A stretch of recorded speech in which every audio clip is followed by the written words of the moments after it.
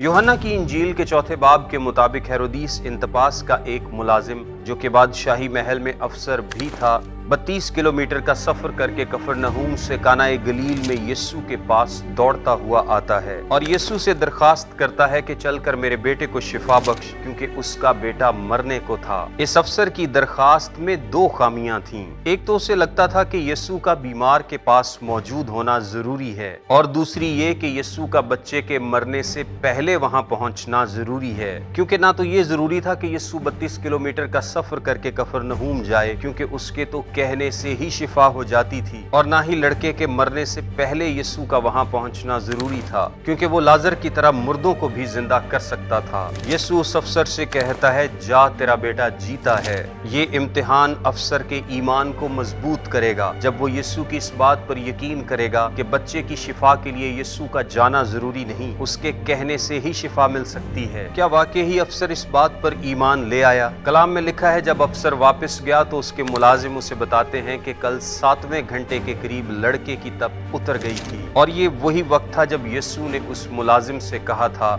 जा तेरा बेटा जीता है। लेकिन क्या आपने इस बात पर गौर किया कि अफसर के मुलाजिमों ने क्या कहा? कल 7वें घंटे, यानी अफसर उस दिन वापस नहीं गया था जब यीशु ने उसे कहा था, बल्कि वो अगले दिन वापस गया था, क्योंकि सफर तो सिर्फ 32 किलोमीटर का था। अफसर आया तो बेचैनी और बेसुकूनी में था, लेकिन गया इत्मीनान में। जब आप यीशु के पास आ जाते हैं तो आपको आपकी परेशानियों से निजात मिल जाती है। आप आते तो घबराहट और परेशानी में हैं, लेकिन जाते सुकून में हैं। खौफ आपको परेशानी से दौड़ाता है, लेकिन यीशु पर ईमान आपको सुकून से चलाता है।